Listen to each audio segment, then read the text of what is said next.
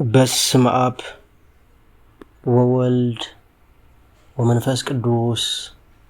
አሐዱ አምላክ አሜን። ኦ ጎይታ ነመስግነካን ነኽብረካን አሎና።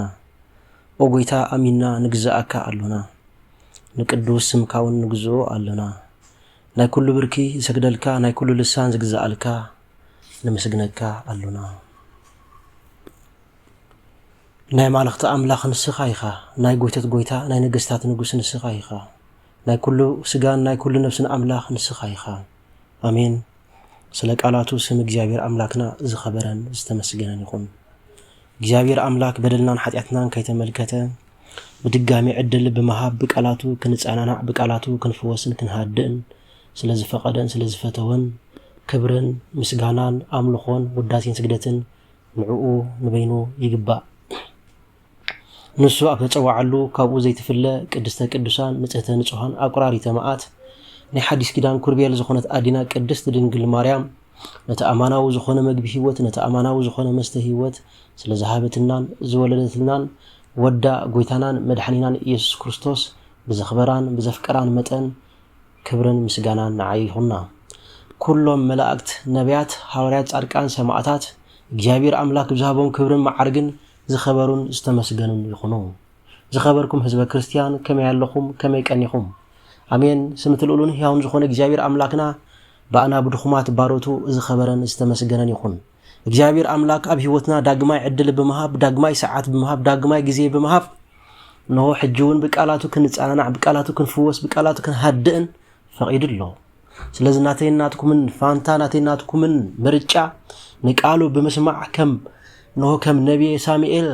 ነሆ ባሪኻ ይሰማዕ አሎሞ ተዛረብ ብምባል ነቲ ካብ እግዚአብሔር አምላክ ዝመሓላለፈልና መልእኽቲ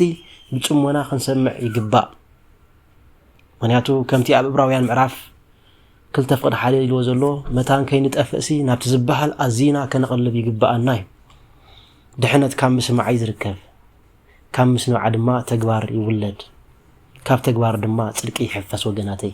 ስለዚህ بفلاي قال እግዚአብሔር ንምስማዕ አዚና ፈጣናት ክንከውን ይግባአና።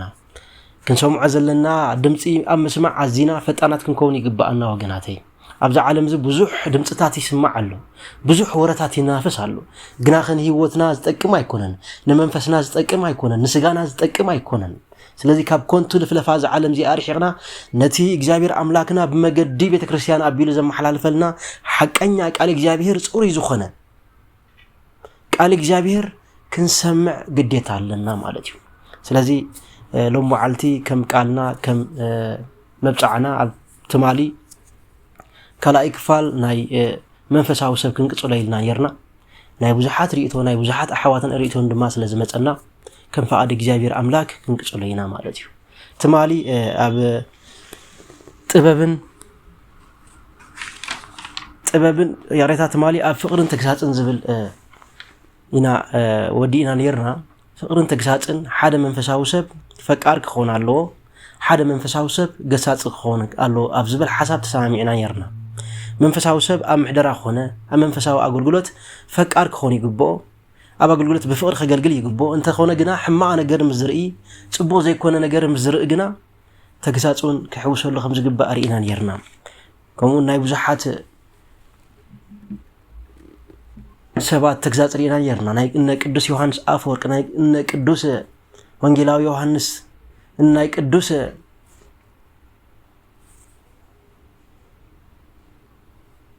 ርኢና ነርና ማለት እዩ። ለምውን ናቱ መቀጸልታ ዝኾነና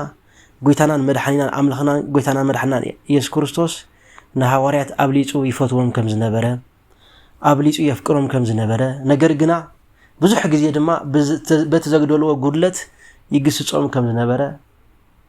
ንፈልጥና ማለት እዩ። ስለዚህ ጎይታናን መድኃኒናን ኢየሱስ ክርስቶስ ፈቃር ዳ ይኹን እምበር ነውን ሐዋርያት በብዙሕ ጊዜ ይግስጾም ነበረ። ነኽ ድቅሱ ከም ዘይብሎም ጸሎት ኣዝዮም ከዘውትሩ ከም ዘለዎም ነሆ ብጾምን ጸሎትን ህይወቶም ከመዓቁ ከም ዘለዎም ብዙሕ ጊዜ መኺርዎምን ገሲጽዎምን ከምኡውን ዝጎደሎም ነገር እምነት ስለ ዝኾነ ኣቱም ጎደሎ እምነት እንዳበለ ይግስጾም ከም ዝነበረ ንፈልጥና ማለት እዩ። ስለዚህ ሓደ መንፈሳዊ ሰብ ፍቅርን ተግሳጽን ዝሓዘ ክኾን ይግብኦ ማለት እዩ። ፍቅርን ተግሳጽን ኣጣሚር ዝሓዘ መንፈሳዊ ሰብ መንፈሳዊ ሰብ ተባሂሉ ይጽዋዕ ማለት እዩ ስለዚ ጎይታና መድሓና ኢየሱስ ክርስቶስ ነቶም ዝጸውዑም ክሳብ መወዳእታ ኣፍቀሮም ክሳብ መወዳእታውን ገሰጾም ኣብ ቀዳማ ኣብ ዮሐንስ ወንጌል ምዕራፍ 13 ፍቅድ 1 ከምኡ ዝብል ቃል ኣሎ ማለት እዩ ጎይታና መድሓና ኢየሱስ ክርስቶስ ነቶም ዘፍቀሮም ክሳብ ነቶም ዝጸውዑም ክሳብ መወዳእታ ኣፍቀሮም ከፍቅሮም እንከሎ ግን እንዳገሰጸ መገዲ እንዳተሓዘ ጎደና ቁንዕ ጎደና እንዳተሓዘ ክሳብ መወዳእታ ዘፍቀሮም ማለት እዩ ስለዚ ሰባት ነፍቅሮም እንተኾይና ሰባት ንሓልየሎም እንተኾይና ኣነ ንስኻትኩም ካብ መንፈሳውያን ሰባት ካብ ኮና ክንግስጽን ክነፍቅርን ይግባአና ንኣብነት ጎይታና መድሓና ኢየሱስ ክርስቶስ ኣብ ማቴዎስ ምዕራፍ 16 ፍቅድ 23 ዘሎ ሐዋርያ ቅዱስ ጴጥሮስ ጎይታና መድሓና ኢየሱስ ክርስቶስ ናብ ቀራንዮ ኣብ ዝኸደሉ ዝነበረ ግዜ እዚስ ካባኻ ይርሓቕ ኣይትስቀልኒ ኢኻ ብምባል ነቲ ናይ እግዚአብሔር ኣምላክ ዕላማ ኣብ ደቂ ሰባት ንኻኽሓናኹል ተዛሪቡ ነይሩ ማለት እዩ ጎይታና መድሓና ኢየሱስ ክርስቶስ ኣብ ሰዓት ዝገሰጾ ይብለና ጴጥሮስ ሰይጣን ካባ ይርሓቕ ናይ ሰብ እምበር ናይ ኣምላኽ ኣይተሓስብን ይኸይሉ ክርስቶስ ናብ ዓለም ዝመጸ ንኽስቀል ክርስቶስ ናብ ዓለም ዝመጸ ብስቕለቱና ዓለም ምልእታ ንኸድሕን ግን ሐዋርያ ቅዱስ ጴጥሮስ ብዘይርድኢት ብስምዒት ካብዚ ነገር እዚ እንታይ ግበር ኢሉ ነይሩ ትረፍ ካብዚ ነገር እዚ ኣይከውንኒ ብምባል ተኻራኸሩ ይብለና ግን ኣብ ሰዓት እዚ ጎይታና መድሓና ኢየሱስ ክርስቶስ ናይ ሰብ እምበር ናይ ኣምላኽ ኣይተሓስብን ኢኻ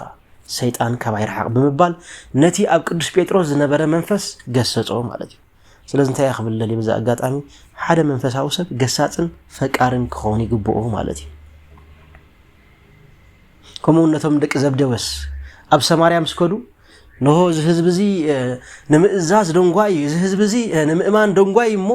ነሆ ካብ ሰማያት እሳት ኣዝኒብና ክንልቕምጾም ፍቀደና ኢሎም ነይሮም ጎይታና መድሓና ኢየሱስ ክርስቶስ ኣብ ሰዓት እዚ ድማ ጎይታና መድሓና ኢየሱስ ክርስቶስ ኣነ ዝመጻኹ ንወዲ ሰብ ከድሕን እምበር ንወዲ ሰብ ከጥፍእ ኣይኮንኩም ብምባል እንደቂ ዘብደውስ ከም ዝገሰጾም ንርኢ ማለት እዩ ስለዚ ሓደ መንፈሳዊ ሰብ ጥበብን ተግሳጽን ዘማልእ ክኸውን ይግብኦ ከምኡውን ቤተክርስትያን ብዓብዩ ኣስተምህሮኣ ኣብ ቤተሰብ እዩ ጥዑይ ቤተሰብ እንተዘይሃልዩ እታ ንጽበያ ቤተክርስትያን እታ ንዘለኣለም ክትነብረላ እንደሊ ቤተክርስትያን ኣብ ሓደጋ እያ ስለዚ ኣብ ቤተሰብ ዝፍጠር ናይ ተግሳጽ ችግር ኣሎ ማለት እዩ ንኣብነት ኣቦ ክግስጽ እንከሎ ኣደ ግደፍ ትብል ማለት እዩ እዚ ጌጋ ኣተዓባብያ ቆልዓ እዩ ጌጋ ኣተሃናንጻ ስድራ ቤት እዩ ግናኸ ኣቦ ክቆጽዕ ከሎ ኣደ እውን ምስ ኣቦ ክሰምር ይግባኣ ስለዚ ሕዘንካዮ ስለዚ ጓኻዮ እኮ ኣቦኻ ከምኡ ገይሩ ዘይግበር ነገር ስለዚ ገበርካ እኮ ከምኡ ገይሩ ኣቦኻ ስለዚ ነቦኻ ኣይተጉህዮ ኣይትሕዝኖ ብምባል ኣደ ኣብቲ ናይ ሰብኣያ ፍቓድ ኣብቲ ናይ በዓል ቤታ ፍቓድ ክትኣቱ ክትኽእል ኣለዋ ዳ እምበር ኣብ መንጎ እንዳኣተወት ንደቃ ካብ መቕጻዓቲ ካብ ተግሳጽ ከተገላግል ክትብል ናይ ደቃ ናይ ምዕባይ ሓላፍነት ኣብ ሓደጋ እያ ትእትዎ ማለት እዩ ስለዚ ከምዚ ዓይነት ቆልዓ ሓንሳብ ኣቦ ክግስጽ ሓንሳብ ኣደ ክትከላኸል ድሕር ዝነብሩ እንተኾይኖም ዘይበሰለ ቆልዓ ይውለድ ማለት እዩ ዘይበሰለ ስድራ ቤት ትፍጠር ማለት እዩ ግና ኣቦ ክግስጽ ከሎ ኣደ እውን ሓቢራ ኣብቲ ናይ ሰብኣያ ሓሳብ ኣትያ ነውሪኢኹም ጌርኩም ሕማቕኹም ጌርኩም ብምባል ንደቃ ምስኡ ክትገስጽ ይግባኣ ማለት እዩ እቲ ፍቕሪ እውን ብሓደ ከምኡ ማለት እዩ ስለዚ ኣብ ስድራ ቤት እውን ክንጥንቅቕ ይግባኣና ድቅና ብዝግባእ ኣተዓባብያ ክንዕብዮም ይግባኣና ብፍቕርን ብተግሳጽን እምበር ብቅንጦትን ብሕንቃቕን ተዕቢናዮም ጽባሕንጎ ንዓና ዝጎድኡ ስድራ ቤት ክንፈጥር ኢና እዚ ከዓ ናይ ብዙሓት ዝረኣናዮ ኣብ ባይታ ዝረኣናዮ ተግባሪ ማለት እዩ ስለዚ ክኸውን ዝግብኦ ግን ፍቕርን ተግሳጽን ብሓደ ክኸዱ እዮም ዝግብኦም ማለት እዩ ኣቦ ክቕፅዕ ከሎ ኣደ እውን ነዚ ብምድጋፍ ነቦኻ ስለ ዝሕዝንካዮ ነቦኻ ስለ ጓኻዮ ነዚ ነገር ዝገበረ ዘይግበር ነገር ስለ ዝገበርካ ዘይተሓዝ ነገር ስለ ዝተሓዝካ ዘይትንከፍ ነገር ስለ ዝተንከፍካዮ ኣቦኻ ቀፅዒካ ብምባል ቁፍጠን ኢላ ኣደ እውን ኣብ ናይ ሰብኣይ ሓሳብ ብምእታው ደቃ ብፍቕርን ብተግሳጽን ክትዕቢ ይግባኣ ማለት እዩ ኣብ ምሳሌ ምዕራፍ 22 ፍቅዲ 15 ከምዚ ዝብል ሃይለ ቃል ኣሎ ንልቢ ቆልዓ ዕሽነት ተቋፂርዎ ኣሎ ሻቦጥ መቕጻዕት ግና ካብኡ የርሕቕ ይብለና ቆልዓ ኩሉ ግዜ ናይ ቆልዓ ባህሪ ኣይርዳእካኒ ማለት እዩ ናይ ቆልዓ ባህሪ ኣይርዳእካኒ ግና ሓደ ግዜ ሻቦጥ ጽبوقي مقطعات ጽبوقي تكسات ጽبوقي نقلعه مالتي مغنياتو اتا مقطعتي اخابتا تغبارتي اختدحنو يه نهፃنتا خدلا زغبو مگدي هي مجمرت اريو دحرك اخبا اي كجلسني بلنا مصحف قدس لذي ابز عالم زغين زبناونت زحاوسو تمرتታት يمصالو دقنا ينقصعيوم ناصنتو من حبوم زدليون غزالوم زدليون نغبرلوم እንዳተባለ ዘመናው ዝኾነ ጋሻ ትምርቲ በብዙሕ ይናፈሲ ማለት ግን አተዓባቢያ ቆልዓ መንጽር መጽሐፍ ቅዱስና መንጽር አምላኽና መንጽር ሊቃውንት ቤተክርስቲያን ክንሪኦ ከለና بفقرن بتكساصن كنعبيوم يغبانا مالتي ስለዚህ ቆልዓ ዕሽነት ቆጣጽሮ ወሎ ይብለና ምሳሌ ምዕራፍ 22 ሻቦጥ ቦጻዓት ግና ካብኡ ይርሕቆ ይብለና ስለዚህ ሓደ ዕሽነት استقواطرو قلعه وي هصان بتكساص بمقطعات بشابوط ناب حلنو خن ملسو نخلينا نام مگد خن ملسو نخلينا كمون ابز تحتي لا ابزي مثالي معرف 22 فد 15 انت يبلنا نقلعه بشابوط انت غرفكايو اي موتن ايمو بزي مقطعاتي اي تقدفو يبلنا مالتي ስለዚህ ንሕና ክርስቲያኒና ንሕና መንፈሳውያን ሰባቲና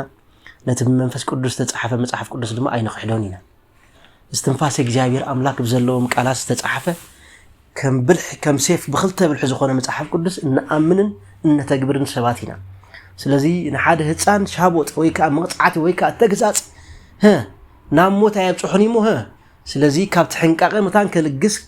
ኖ ካብ ተሕማቅ ካይዳ መታን ከልግስ ገስጾን ቅጽዓዮን ይብለና ማለት እዩ ስለዚህ አምሳሌውን ምዕራፍ 23 ሕጀውን ከምዚ ይብለና ፍቅር 13 ክሳብ 14 ዘሎ ማለት እዩ ብሻቦጥ ትገርፎሞ ንነፍስኻ ካብ ሲእል ተድሕኖ ይብለና ኣሎ ማለት እዩ ስለ ቃላቱ ስም እግዚአብሔር አምላክና ዝኸበረን ዝተመስገነን ይኹን ማለት እዩ ስለዚህ ሓደ መንፈሳዊ ሰብ ፍቅርን ተግሳጽን ዘማልእ ክኾን ይግባእ ሓደ መንፈሳዊ ሰብ ኢልና እንመዝነሉ ሚዛን እንተሃሊ ፈቃር ክኾን ኣሎ ገሳጽ ክኾን ከላሎ ዝኻ ካብ ጎይታናን መድኃኒናን ኢየሱስ ክርስቶስ ዝተምሃርናያ ትምህርቲ ጎይታናን መድኃኒናን ኢየሱስ ክርስቶስ ንፈሪሳውያን አበዳባ እንታይ ጀርዎም ገሲጽዎም ንሰድቃውን አበዳባ ገሲጽዎም ንነገስታት አበዳባ ገሲጽዎም ግናኸ ካብኡ ምሕረት ክልምኑ ከለኻ ብፍቅር ተቀቢልዎም ክብር ምስጋና ንእግዚአብሔር አምላክና ይኹን ስለዚህ ሓደ መንፈሳዊ ሰብ ፈቃርን ገሳጽን ክኾን ይግባኦ ማለት እዩ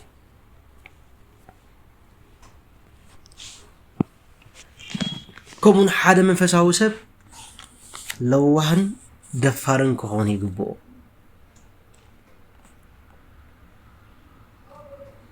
ከምቲ ኣብ ማቴዎስ ምዕራፍ 11 ፍቅዲ 28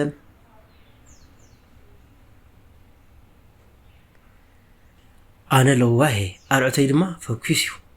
ልበይካ ትሑት እዩ ዝብል ጎይታናን መድኃኒናን ኢየሱስ ክርስቶስ ሓደ መንፈሳዊ ሰብ ብዘይ ጥርጥር ለዋህ ክኸውን ይግባኦ ነገር ግና ለዋህ ጥራይ ኮይኑ ድፍረት ዘይብሉ ሓደ መንፈሳዊ ሰብ ኣይባሃልን ወገናት ከምቲ ኣቀዲምና ክንብሎ ዝጸንሐና ጎይታናን መድኃኒናን ኢየሱስ ክርስቶስ ንዘይርትዓዊ ኣሰራርሓ ፈሪሳውያን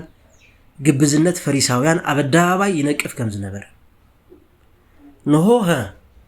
ንርእሲኹም ኣይተድሕኑ ንኻልእ ኣይተድሕኑ ብምባል ይግስጾም ነበረ ንፈሪሳውያን ንበዓልኹም ኣይተጸድቁ ንኻልእ ኣይተጽድቁ ብምባል እንታይ ይገብር ነበር ንፈሪሳውያን ይግስጾም ነበረ ይብለና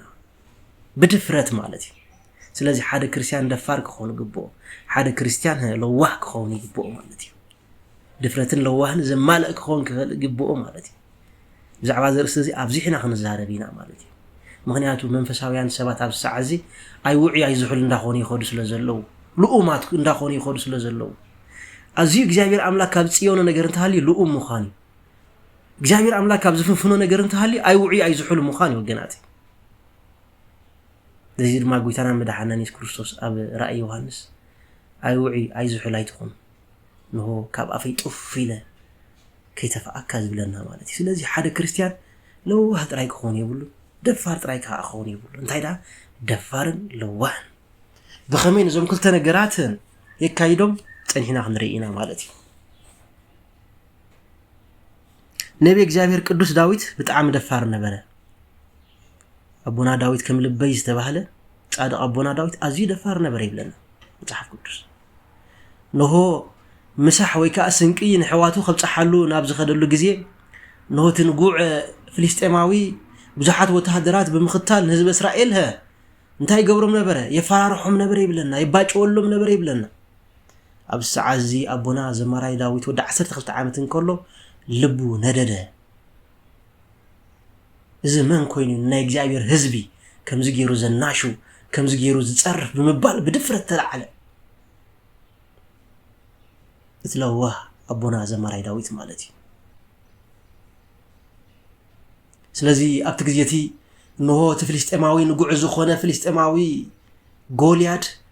ነሆ ምሳይ ተባይሱ ዝሕመቀ እንተሃሎ ነሆ ፍልስጤማውያን ዘለዓለም ንእስራኤል ክንግዛኢና ንሕና እንተ ሲዕርናኩም ከኣ ንስኹም ንዘለዓለም ንዓና ክትግዝኡና ኢኹም ስለዚህ ምሳይ ዝቃለስ መን ኣሎ እንዳበለ ይፍክር ነበረሞ ኣብ ሰዓዝ ድማ እስራኤላውያን ድምፁ ጥራይ ብምስማዕ ኣዝዮም ፈርሑ ይብለና ነገር ግን እትወደ 12 ዓመት ብላቴና ነቢ እግዚአብሔር ቅዱስ ዳዊት ከም ልበይ ዝተባሃለ ነዝ ነገር ዝምሰምዕ ልቡ ነደደ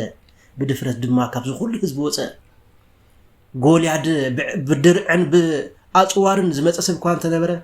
ዳዊት ግን ብዘይካት ናይ ጉስነት ልብሱ ክዳን ወላ ሓደ ይነበሮን ብዘይካት ንሕዋቱ ዘምጾ ስንቂ ወላ ሓደ ይነበሮን ስለዚህ ናብ ሳኦል ብምኻድ ሳኦልን ኣዋጅ ኣውጪ ስለ ዝነበረ ምስ ጎይላድ ዝባእሰብ ንጎይላድ ግጥሞ ዝኽእል ሰብ እንተሃልዩ ፍርቂ መንግስተይን ጓለይን ክህብ ኢሉ ስለ ዝነበረ ኣብ ሰዓዚ እቲ ፕላቲና ተወደ 12 ዓመት ዳዊት ናብ ንጉስ ሳኦል ብምኻድ ኣነ ምስ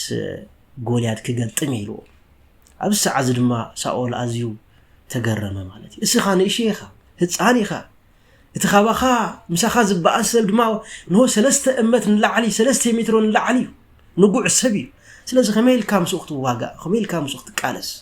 ነሆ ንሱ ብብዙሕ ድርዕን ብዙሕ ኣጽዋርን ዘለዎ ሰብ እዩ ነሆ ብብዙሕ ትሬን ብብዙሕ ጻዕርን ዘምጽኦ ናይ ውግእ ተመክሮ ኣለዎ ንስኻ ግን ህፃን ኢኻ ጓሳ ኢኻ ስለዚ ከመይልካ ምስኡኽት ዋጋ ብሎ እቲ ለዋህ ዳዊት ድማ ከም ዝበለ እዚ ወግእ እዚ ናይ እግዚአብሔር ይበላል أنا يكون زواجو إجابير زواجو بال تعتق يبلنا ونياتو داويد كلم حجي إجابير أملاك أب أو خميلو خمسة عايز سلسلة بري فلتيو ونياتو داويد جسنة كله نهو نأباقي عقول عزمة ودبن أنا بسان سلالي عقتيلو نبرة سلالي عقتيلو نبرة ودع 10 عامت داويد سلسلة إجابير أملاك كم يجرو نسألاتو أبي يدحلي فو خمسة بوم يفلت نبرة إمنة نبرو دفرت نبرو ስለዚህ በድፍረት አነ ምስኡ ዋጋ አይበላይ ነው ድማ ናብ መድረኽ ወፀ ናብ ግጥም ናብ ቅልስ ወፀ ነዝብ ምርአይ ጎልያድ ኣዝዩ ሰሓቀ ኣዝዩ ኣባጨወሉ ነው ንስጋኻ በታቲነ ንስጋኻ ቆራሪፀ ንዓዋፍ መሮር ንኣራዊት መሮር ክህቦም ነው ህይወትካ ደም ከልብ ኸውን ብምባል نداويت كفرار حجة مريب لنا داويت جن بزس فرح سبعي نبرن دفار نبرن ويلادي له نسخة بحيل خان بقلت كان بأصور كان تمكحل خا أنا جنا بتي كل زفترة أملاخ يزمتسكا زوج زناتي وجا يكونن زقلس زناتي كلس هيكونن زقلس زينا يجزاير كلسيو سلازي أيت الجهر بمبال قصة عيب لنا نود ما وجا يجمره ዳዊት ወንጭፍ ዝለመደ ጓሳ ስለዝነበረ ካብቲ ካብ ሩዋ ሰለስተ እምኒ ብምልዓል ነው ወንጭፉ ብምሩዋር ብምጥምዛስ ናብ ጎልያድ ወንጭፍ ይብለና እታ ዝተወረወረት ቀዳመይቲ ወንጭፍ ድማ ኣብ ግንባር ጎልያድ ዓለበት ጎልያድ ሓንሳብና ሓዋሩ ምስትዕቢቱን مسفخرون كابز عالم زيادة سنابته حزب إسرائيل أبلع حزب فلسطين تعوته لنا إذا عوت الزناي زي عوتي وسلازي حدا منفسه وسط كم كبر قدس داويت دفارن لوهن كخوني ببوم مالتي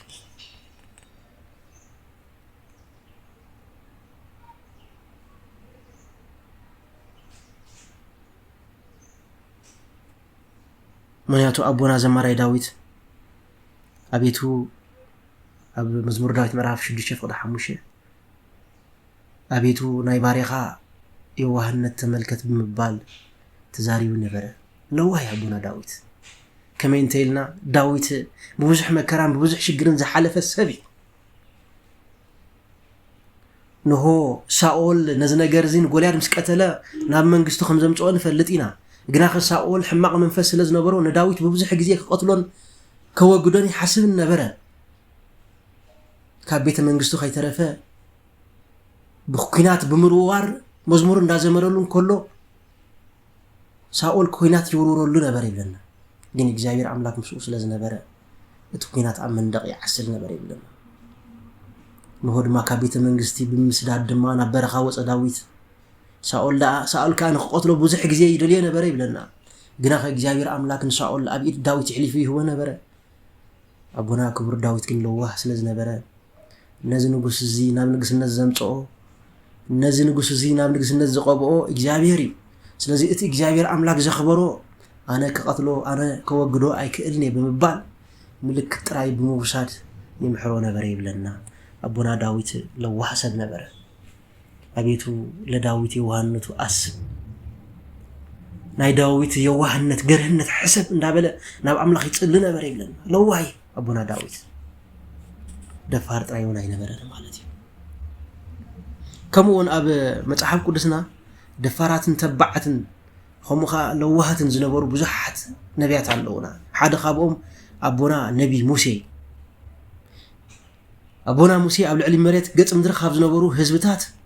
نهو صادقن تحتون تبعن دفارن نبر يبلن مصحف قدس زولق معرف 12:3 أزي تحت سب نبر يبلنا أزي قنع سب نبر يبلنا ነገር ግን በአንጻሩ ድማ አቡና ዳዊት አቡና ሙሴ دفارن تبع النبري لنا كاب مس فرعون بزجت نابرا منبر مس حزبي مكرا مقبال حشن يلو نام ديام نقسنت الحريح وزوت أسبي أبونا موسى نربع عامت أباقي عند حلوز نبرة دفار أبوي أبونا موسى كمون بتحتنا نهزو زقل جلز نبرة أبوي أبونا موسى صادق موسى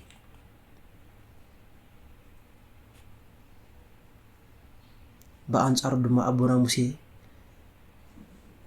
كاب لوهانس زحلف دما دفار نبر يبلنا حزب إسرائيل كاب بحر إرترا أساجرو أب دبر سيناء أب مدر بدا سيناء مزبصحهم حزب إسرائيل نجزابيرهم رسيعهم نتي كاب إسرائيل زمصوا ورقي مراخ بمسرح نجزابير أملاك يحدهم مراخ كملخو جمرو أب سعزي أبونا موسى أزيو حرقه أزي تقطع يبلنا نهود ما نتو مراخات سبابيرو سلالعو سندوم ناب قلايون دربيوم نامايون دربيوم يبلنا أبونا موسى دفار نبره نشدشي ميت شح زاخلو اسرائيلاويان بخمزي ارعدهم فت ابلو أبونا موسى دفارن لوهن تحتن نبره وغناتي سلازي حدا منفساو سب دفارن تحتن لوهن كون يغبو وغناتي انت زي كينو كركب اي كركب كهلو اي كهلو ندحرت خوين خصانا اي كسا انت خوين ترغم زلو ነገር አይኮነን ወን ዘሎ كون يغبو منفساو سب دفارن لوهن كون يغبو كم اب مايزاتو تانچوا بلوهانتو ጥራይ ዝተፈልጠ ክኾን የብሉን ወገናት እዝና መንግስት አምላኽ ዘብጽሕ መንፈሳውነት አይኮነን ንሰባት ፈሪሓ ዝግበር ለዋህነት ከተረፍ ይግብኦ እንተኾነ ግን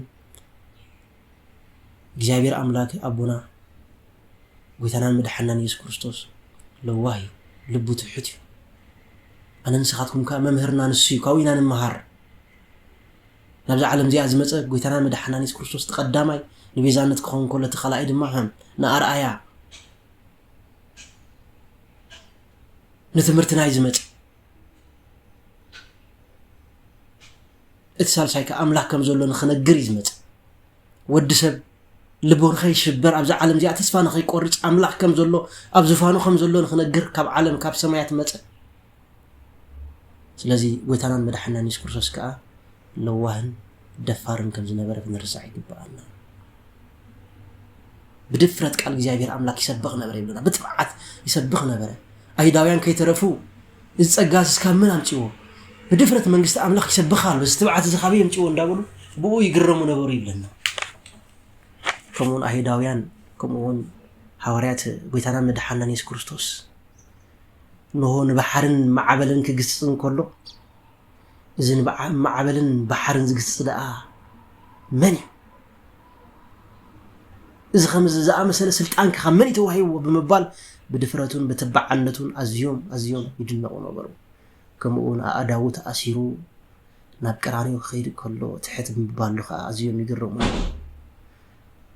نهو كم نام حرد زخير بجع كسادو المحرد تمهابو دما يوهانتو زغلت يمو ازيوم يدنقو نبرو وغناتي ስለዚህ ሓደ ክርስቲያን ደፋርን ለዋህን ከሆነ ይብኦ እዚ እትራባዓይ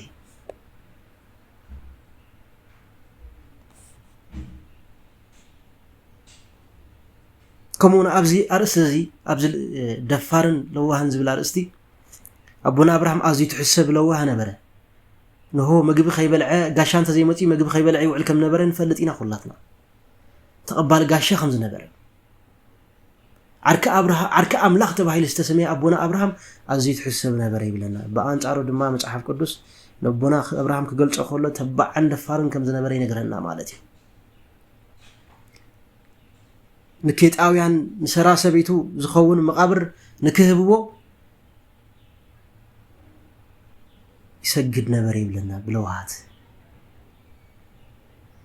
الناس قد لمنهم يبلنا عبز فترة معرف إسان 3 فوق 10 تخلت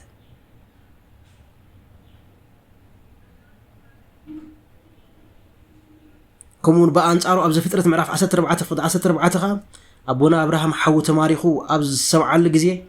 كبيتو خاب استولو 338 من اسيات بمئكاب نهون خوينات كم زوت حو كمركون خجلاجل نخوينات كم زوت مصحف قدسي نغرنا ابونا ابراهيم دفار نبر لو هات راي نبر بتوسخون حولوت كمركون مملاس مس 4 نغسات تواغيو عوت غناصفه ابز فطرت مراف 14 فوق 23 مس 4 نغسات تواغي عوت غناصف ابونا ابراهيم ازيو حيال سب نبر ابونا ابراهيم ازيو دفار نبر بلوهات نزمصو بلوهات بدفرت نزمصو خا بدفرت نزيد ما حوريا قدس باولوس غلياتهم انفت مغواسه خمز يلو فليطوم بدحرين تمغواسه زربشو كم زلو فليط الله يل غناخ خمصي امو خريئهم يبل غناسك يل قدم منصاي بفقر دوس والاس ببتري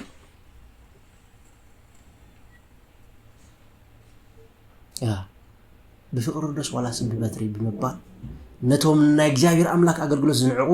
ነቶም ና እግዚአብሔር አምላክ ቅድስና ዝንዕቁ ዘናሽው ሰባት በፍቅርስ ወይ በበትር በመባል ምርጫ ከም ዘምረጾም ሐዋርያ ቅዱስ ጳውሎስ አመለክቲ ነገርና ማለት ነው። ስለዚህ አቡና አብርሃም በዛ አጋጣሚ ለዋህን ደፋርን ነበር። ስለዚህ መንፈሳዊ ሰብ ድፍረትን ለዋህትን አጣሚር ዝሓዘ ከሆነ ይግባእ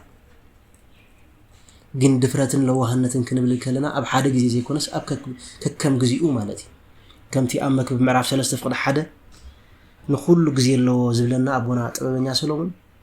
ለውሃት አብዝልየ ግዜ ለውሃት ድፍረት አብዝልየ ግዜ ድፍረት ትብዓት አብዝልየ ግዜ ትብዓት ክንጥቀም ይግባአና ወገናቲ አው ለውሃነት ትሕትና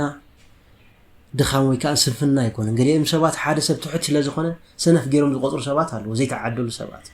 ግን እዚ ትሑት ሰብ እዚ ክደፍርን ከሎ كبير استبزي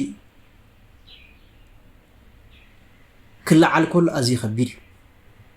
ስለዚህ ትሕትና ወይ ከዓ ለዋህነት ስንፍና ይኮን ወገናቲ እንታይ ዳ ብድፍረት ዝግለጽ ትብዓት ወገናቲ ለዋህነት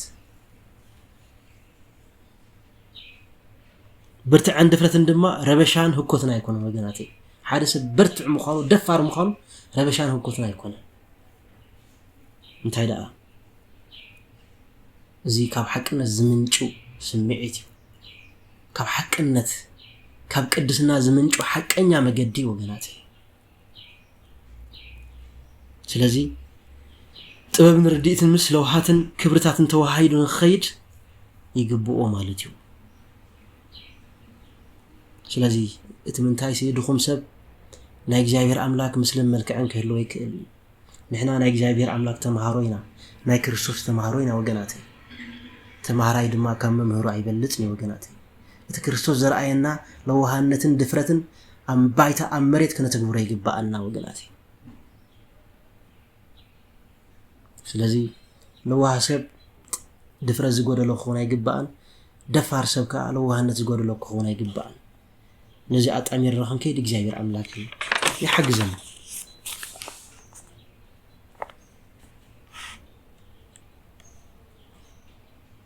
حموشاي فقرن فرحاتن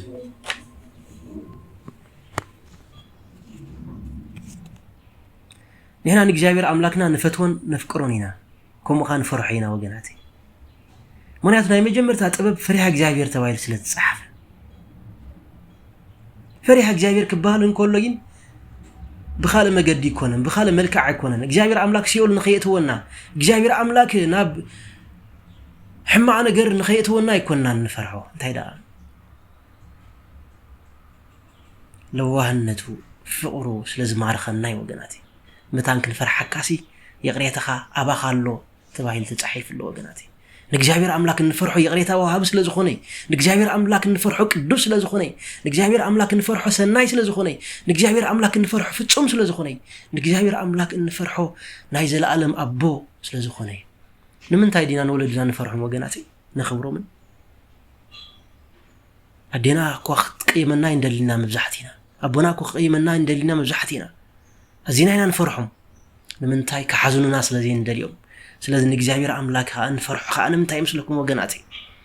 كحزن الناس لذي دلي كم ها جزاير أملاك زفرح أملاخي ببهري نسو أساتي نسو اللي أي مروي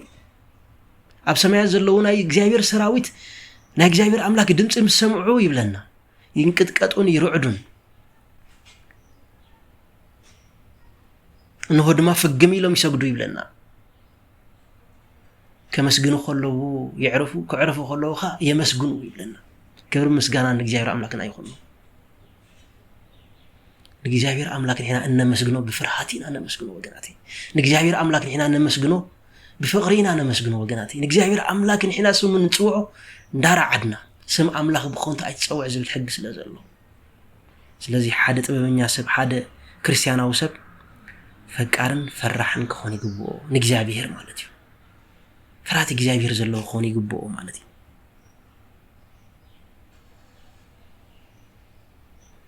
ነው በብዝሕ ከምቲ ኣብ መዝሙር ዳዊት ምዕራፍ 5:6 ሬታ ኣነ ግና በብዝሕ ሳልኻ ናብ ቤትካ ከኣቱ ብፍርሃት ናብ ቅድስት መቅደስ ከኣቢለ ክሰግድ ይብለና ቡና ዘመራይ ዳዊት ኣነ ግና በብዝሕ ሳልኻ ናብ ቤትካ ከኣቱ በብዝሕ ሳልኻ ብፍርሃት ናብ ቅድስት መቅደስ ከኣቢለ ክሰግድ ይብለና ببزع مهارت كان بيتك خاطي يبلنا ببزع سهل خان بيتك خاطي بفرحات كادمان بقدس مقدس كا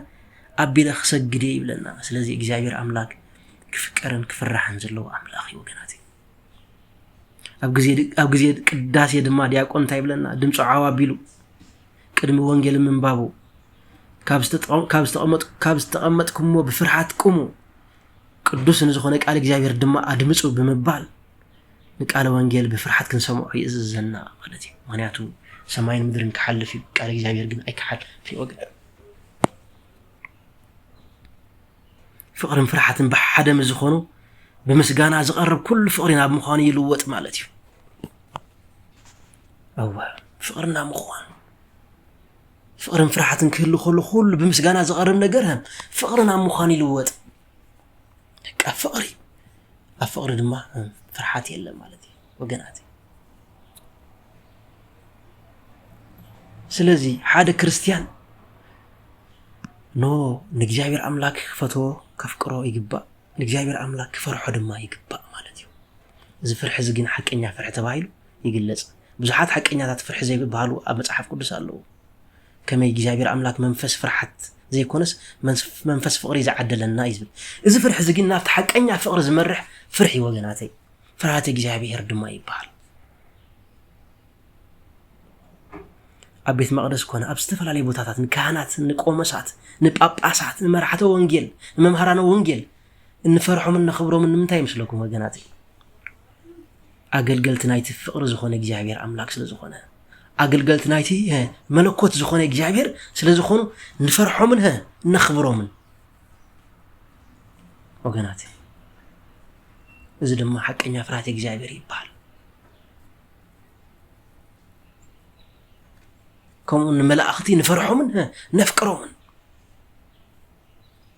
كمون قدس بيت كريستياننا نفرحان نفكران هو دمصنا عوا بالله نخي نزارب كو او قالنا اتو سلامتنا خي ترفه اب قدس قدسان اب بيت كريستيان مسنا اتو سلامتنا خي ترفه نغير مالتي كتفرح زلوا بيت سلازخونت ملكوتاويت بيت سلازخونه ስለዚህ ሓደ መንፈሳዊ ሰብ ካብ ብዙሕ ብውሕድ ማለት እዩ ፍቅሪ እግዚአብሔርን ፍርሃት እግዚአብሔርን ዘለዎ ክኸውን ይግብኦ ማለት እዩ ንዝነበረና ግዜ እግዚአብሔር አምላኽ ባሪኹን ቀዲሱን ስለዝሃበና ክብርን ምስጋናን አምልኾን ውዳሴን ስግደትን ንዕኡ ንበይን ይግባእ እቲ ትምህርቲ ኣዝዩ ሰፊሑ እቲ ሓሳብ ኣዝዩ ሰፊሑ ሳልሳይ ክፋል ነው ኣብ ዝቕፅል ከነቕርቦ ኢና እግዚአብሔር አምላክ ነው ዕድመን ንስሓይቡ ብቃላቱ ክንጻናናዕ ብቃላቱ ክናዕድ بقالات خن فوس ስለዝፈቀደን ስለዝፈተውን በድጋሜ ክብርን ምስጋናን አምልኾን ውዳሴን ስግደትን ንዕኡ ንበይን ይኹን ወስብሃት ለእግዚአብሔር ነዚ ትምህርቲ እዚ ክሳብ መወዳእታ ክትከታተሎ ብስም ቤተ ክርስቲያን ብስም እግዚአብሔር አምላክ ሓደራ እብለኩም